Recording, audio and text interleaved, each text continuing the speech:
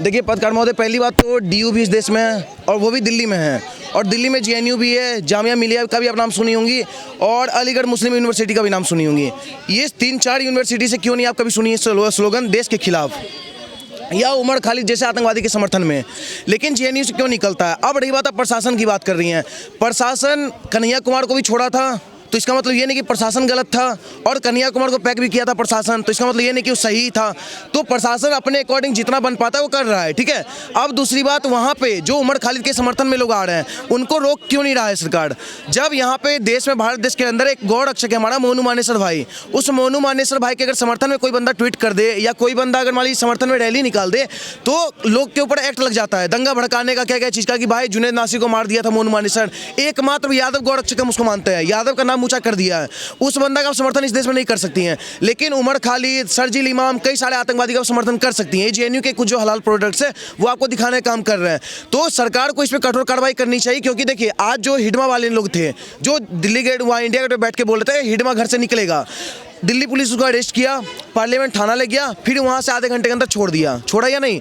अब उसके मन से तो हिडमा नहीं गया, वो तो हिडमा है ही मन में। अब उमर खालिद के जो लोग समर्थन में बोल रहे हैं वो समर्थन में आज बोल रहे हैं, मान लीजिए इनकेस कभी पुलिस कार्रवाई कर भी दे, जेल भेज भी दे, फिर वो वापस आएगा, दिल में तो उमर खालिद ही है। तो इन लोग का पिछवाड़ा लाल का जरूरत है, क्योंकि ये लोग जैसे जैसे जेएनयू में जो प्रोडक्ट है इनका सबसे बड़ा वजह है वहाँ के प्रोफेसर।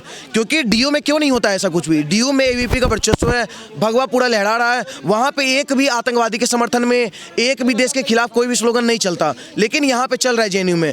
सबसे बड़ा वजह एक ही है कि वहाँ के प्रोफेसर जाते हैं, वहाँ पे सबसे ज़्यादा इंटेलेक्चुअल स्टूडेंट लोग जो जाते हैं पढ़ाई करने, सबसे जो मोस्ट एजुकेटेड रहते हैं वो लोग जा रहे हैं पढ़ाई करने। वहाँ के जो वामपंथी टीचर है वो उनके मन में जहर डाल देते हैं, भाई तुम्हारे लिए हीरो तो उमर खालिद है, तुम्हारे लिए तो शर्जील इमाम। अब पूछता है क्यों? तो क्योंकि समाज की लड़ाई लड़ रहा था। एक सवाल है मेरा, छात्र संघ की जो लीडर है अदिति, वो बोल रही है, कह रहे हैं कि हम तो अपना प्रोटेस्ट शांति से कर रहे थे, बहुत शांतिपूर्वक कर रहे थे, वीडियो को गलत तरीके से रिप्रेजेंट किया जा रहा है यहाँ पे, हमने ऐसे कोई नारे ही नहीं लगाए। नहीं स्लोगन, अच्छा पता नहीं, हाँ देखिए एआई शायद अभी आया होगा 2024-25, इससे पहले एआई उतना नहीं था ट्रेंडिंग में इंडिया में।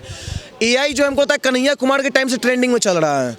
कन्हैया कुमार नारा लगाता है, स्लोगन लगाता है, भारत तेरे टुकड़े होंगे इंशाअल्लाह। कन्हैया कुमार कह रहा है हम तो वीडियो में है ही नहीं, एआई से कट गया वीडियो। अभी ये वहाँ पे लगा रहा है मोदी होगी तेरी कब्र खोदेगी, आज एआई से फिर वीडियो कट गया। तो एआई कितना सबसे ज़्यादा एआई जेएनयू में एक्टिव है क्या?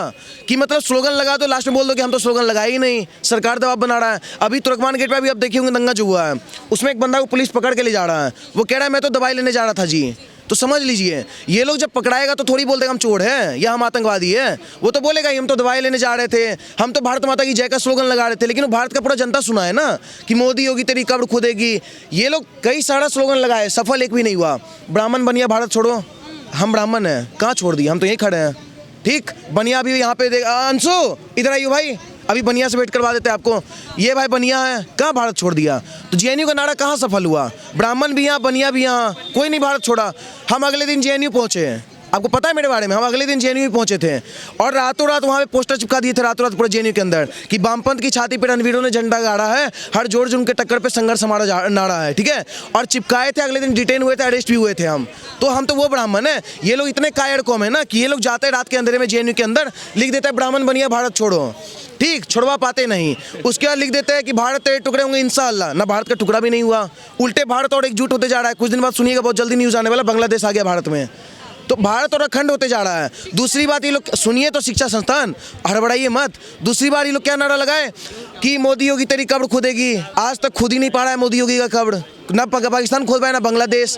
तो इन लोग का एक स्लोगन, एक भी फैक्ट इन लोग का क्लियर हुआ नहीं। ये लोग बस आते हैं ट्रेंड में, जेएनयू को और टॉप लेवल में लाने के लिए, ट्रेंडिंग में लाने के लिए। आपने मेरे को बोला कि ये नारे बार बार होते हैं कि कब्र खुदेगी, कुछ लोग ऐसे भी बोल रहे हैं कि बोलने से थोड़ा कब्र खुद जाती है, बच्चों ने बोल दिया, नारा लगा दिया, क्या ही हो गया, बोलने से थोड़ा। लेकिन ये जो जेएनयू वाले हैं ना, इन लोग की अम्मी खुदेगी।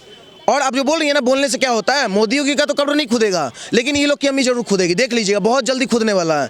और जेएनयू तभी तक थोड़ा बहुत गंदा है ना जब तक एबीवीपी का वर्चस्व नहीं है। एक बार आने तो दीजिए मैम, एक बार अगर अभी 1 सीट आया है, अभी 4 सीट और आएगा, जब भगवा लहराएगा ना तो जेएनयू में भी बोलने से पहले लोग बहुत देर तक सोचेंगे। सोचने वाला बात है, देश के इतने टॉप यूनिवर्सिटी जहाँ से कई सारे गृह मंत्री, कई सारे लोग निकले हैं, वहाँ पे इतना इतना गंदा गंदा स्लोगन निकल रहा है देश में, कोई सरकार एक्शन नहीं ले रहा है। उन लोग को बहुत ज़्यादा क्या करे, एक्ट लगा देगा, 295 कौन धारा लगा के फिर बाहर छोड़ देता है। तो कहीं ना कहीं हमारे सरकार और प्रशासन की गलती है, इन लोग जैसे लोग पे कठोर कार्रवाई नहीं कर रहा है।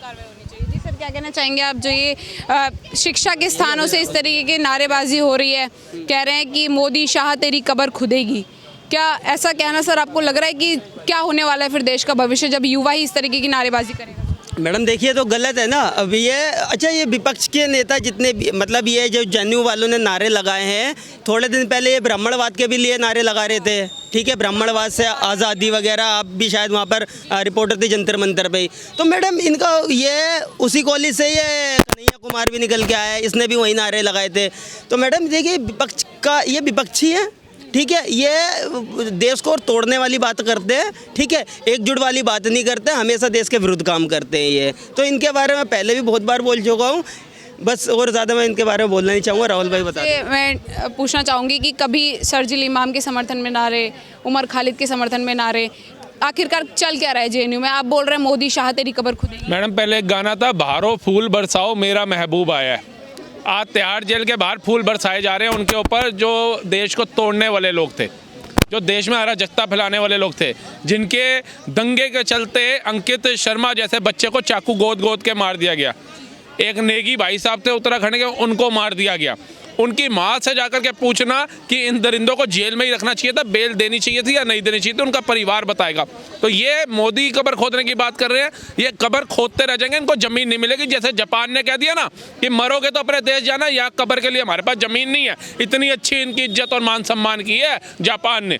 चाइना ने देख लिया ना कैसे शौचालय बना रहा है, इनका इतना इज्जत मान दे रहा है। तो भारत के अंदर इनको जो इज्जत मान मिल रहा है वो रास नहीं आ रहा। 250-250 रुपये में महीने भर पड़े रहते हैं ये लोग, हमारी सब्सिडी के पैसे लेकर के, हमारे मंदिरों के टैक्स के पैसे लेकर के, और उसी ब्राह्मणवाद से ये आज़ादी के नारे लगाते हैं, उसी हिंदुत्ववाद से आज़ादी के नारे लगाते हैं। क्या तुम हिंदू नहीं हो?